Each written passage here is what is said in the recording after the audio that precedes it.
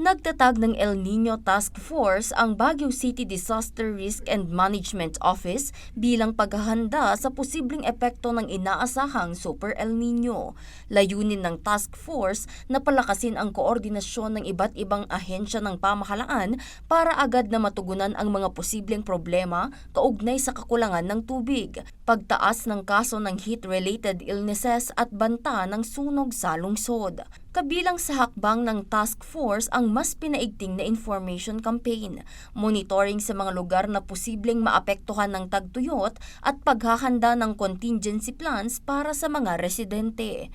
Inaasahan naman ang pagsasagawa ng El Nino Summit ngayong buwan kung saan lalahok ang mga residente ng lungsod ng Baguio upang mabigyan ng karagdagang kaalaman sa paghahanda sa banta ng El Nino.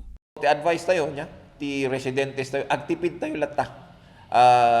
Isu nga DJ ti aramidan tayo o summit tayo on May 29. Alaan tayo dagitoy barangays. Inya ti suggestion da and everything.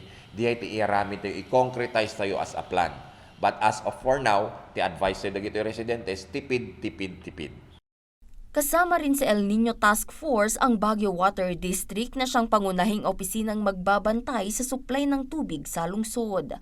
Ayon sa tanggapan, posibleng dumanas ang lungsod ng water shortage dahil nasa mataas na lugar ito. Ngunit patuloy namang pinagsisikapan ng tanggapan ang pag-monitor sa supply ng tubig sa lungsod at paghahanap ng mga bagong water sources. Isinasagawa naman ang mga rehabilitasyon at pagsasaayos sa mga reservoir at deep wells sa lungsod para matiyak na nasa mabuting kalagayan ang mga ito. Sinisiguro rin nito na maprotektahan ang mga watershed sa lungsod, kabilang na ang kanilang pagtatalaga sa mga magmomonitor at magbabantay sa mga ito. Agtitinulong tayo nga sangon dagiti nga challenges na adaman ti problema. Just let us know ibagayo ti problema iti district na agawaan mi no dati remedyo na. Otherwise no talaga awang kaya mi nga iremedyo i-back up mi dagiti water deliveries tayo.